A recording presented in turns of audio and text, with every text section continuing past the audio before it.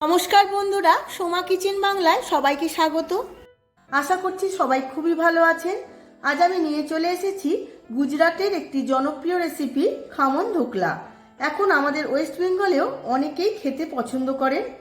এই রেসিপিটি প্রায় প্রত্যেক মিষ্টির দোকানেই পাওয়া যায়। আজ আমি মিষ্টির দোকানের মতো নরম তুলতুলে স্পঞ্জি ও জুসি ধোকলা বানিয়ে আপনাদের কাছে শেয়ার করব। কিভাবে খুব সহজেই কম উপকরণে এই ধোকলা রেসিপিটি বানিয়ে পরিবেশন করবেন আপনারা, তার জন্য আমার সম্পূর্ণ ভিডিওটি দেখতে থাকুন। আমার নতুন বন্ধুদের কাছে অনুরোধ আমার চ্যানেলটিকে সাবস্ক্রাইব করার জন্য, আর ফেসবুক বন্ধুদের কাছে অনুরোধ আমার পেজটিকে ফলো করার জন্য। চলুন দেখে নেওয়া যাক রেসিপিটা। ধোকলা বানানোর জন্য এখানে আমি ছোলার বেসন 250 গ্রাম নিয়ে নিয়েছি। এখন আমি চেলে নেব।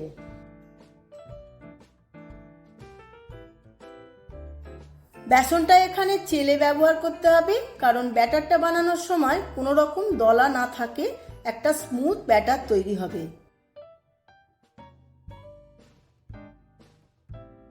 ধোকলার জন্য ব্যাটারটা বানিয়ে নেব, তার জন্য আমি এখানে 125 গ্রাম টক দই নিয়ে নিয়েছি।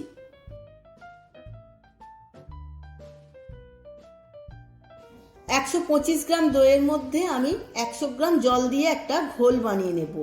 পরে যদি আবার জলের প্রয়োজন হয় আবার জল একটু দিব।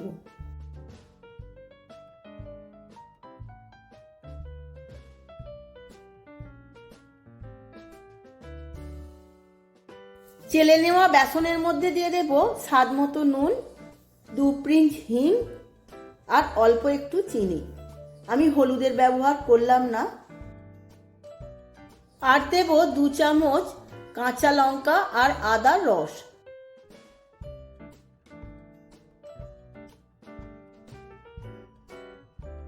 এবার দই আর জলের ঘোলটা আস্তে আস্তে আমি এই বেসনের মধ্যে দিতে থাকবো।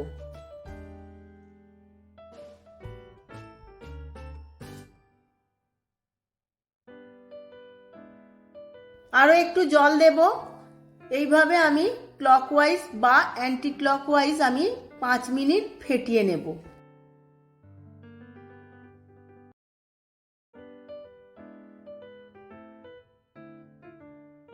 এই 5 মিনিট খুব তাড়াতাড়ি ফেটাতে হবে। ব্যাটারটা আমার গোলা হয়ে গেছে, এখন আমি 10 মিনিট রেস্টে রেখে দেব। এখন আমি কড়া বসিয়ে নিয়েছি, কড়ার মধ্যে জল নিয়ে নিয়েছি, একটা স্ট্যান্ড মাঝখানে বসিয়ে দেব। জলটা আমি 2 মিনিট ফুটতে দেব। এখানে আমি একটা কেক মোল্ড নিয়ে নিয়েছি, আপনারা চাইলে স্টিলের পাত্রেও করতে পারেন। এর মধ্যে আমি সাদা তেল দিয়ে ব্রাশ করে নেব।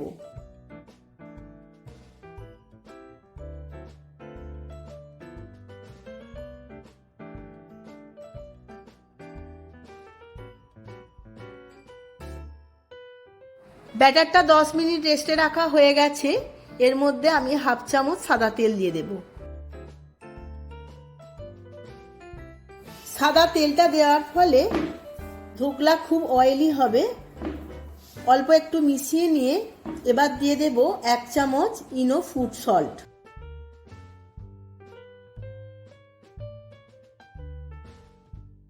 আর দেব হাফ চামচ বেকিং পাউডার।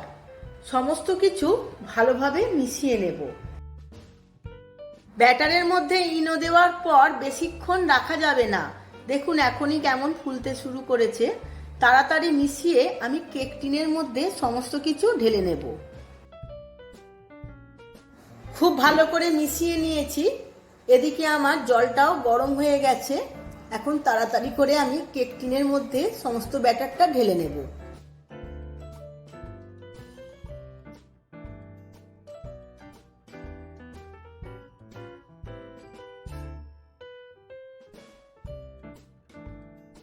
এবার টিনটা ধরে আমি দুবার ড্যাপ করব, বেশি ড্যাপ করব না। এবার টিনটা ধরে আমি জলের স্ট্যান্ডের মধ্যে রেখে দেব। এইভাবে চাপা দিয়ে আমি সেদ্ধ হতে দেব। হাই টু মিডিয়াম রেখে গ্যাসের ফ্লেমটা 15 থেকে 20 মিনিট ফুটতে দেব। এই সময় আমি একবারও চাপা খুলব না। 15 থেকে 20 মিনিট হয়ে গেছে। এবার চাপা খুলে দেখে নেব ঠিকঠাক কুক হয়েছে কিনা। আমি এখানে একটা টুথপিক নিয়ে নিয়েছি। এই টুথপিকটা গেঁথে আমি দেখব এর গায়ে লাগছে কিনা। টুথপিকটার মধ্যে একদম লাগছে না, তাহলে বুঝতে হবে আমার একদম রেডি হয়ে গেছে। আমি গ্যাসের ফ্লেমটা অফ করে দেব। এরপর কিছুক্ষণ আমি ঠান্ডা করে নেব। এখন ধোকলার সিরাপটা বানিয়ে নেব। তার জন্য আমি কড়া বসিয়ে নিয়েছি। এতে 2 চামচ তেল দিয়ে দিয়েছি। তেলের মধ্যে খুব ফাইন রাই সর্ষে 1 চামচ দিয়ে দেব। এখানে আমি খুব ছোট দানার রাই সর্ষেটা ব্যবহার করেছি। সর্ষেটা ফাটা পর্যন্ত এখন অপেক্ষা করব। সর্ষেটা ফেটে খুব সুন্দর গন্ধ বেরিয়েছে। এখন দিয়ে দেব 6-7টা কাঁচা লঙ্কা চেরা, আর দেব অনেকটা পরিমাণে কারি পাতা। সমস্ত কিছু আরও একবার ভালোভাবে ভেজে নেব। সমস্ত কিছু ভালোভাবে ভাজা হয়ে গেছে। এর মধ্যে দিয়ে দেব ছোট বাটির 1 বাটি জল।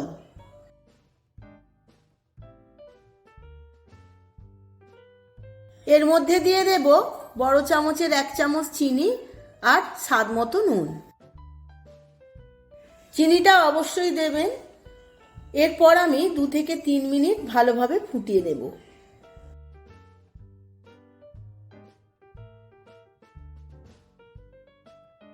সিরাপটা খুব ভালো করে ফুটে গেছে। এবার গ্যাসের ফ্লেমটা আমি অফ করে দেব। এখন দিয়ে দেব আধখানা পাতিলেবুর রস। সিরাপটা অল্প একটু ঠান্ডা হতে হতে আমি ধোকলাটা ডিমোল্ড করে নেব। এইভাবে একটা ছুরির সাহায্যে আমি সাইডটা ভালোভাবে ছাড়িয়ে নেব।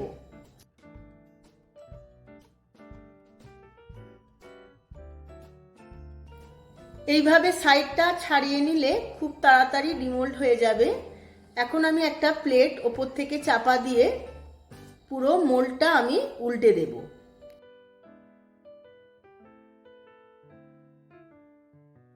দেখুন বন্ধুরা কতটা সফট আর স্পঞ্জি হয়েছে। এবার আমি পিস পিস করে কেটে নেব। এবার চৌকো চৌকো শেপে আমি কেটে নেব।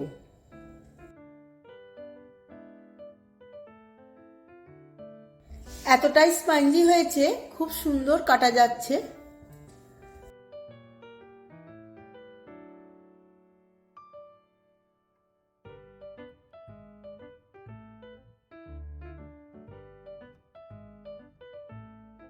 কত নরম এবং স্পঞ্জি হয়েছে, জালিগুলো খুব ভালো বোঝা যাচ্ছে।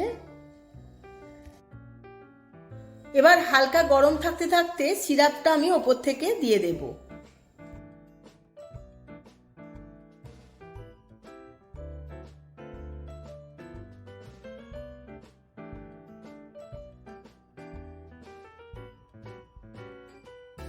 সিরাপটা দিয়ে আমি বেশি করেই ভিজিয়ে দিচ্ছি।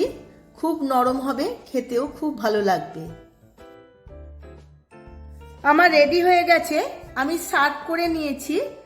আমি ওপর থেকে অল্প একটু নারকেল কুড়ো দিয়ে দিয়েছি। খুব দারুণ দেখতে লাগছে। আপনারাও আমার মতো করে একবার বাড়িতে বানিয়ে ফেলুন আর অতিথি এলে পরিবেশন করুন যে কোনো চাটনির সাথে। সবার খুব ভালো লাগবে। আমার ভিডিওটা যদি ভালো লেগে থাকে প্রচুর প্রচুর শেয়ার করবেন। আজ তাহলে আসি, আবার দেখা হবে। ধন্যবাদ।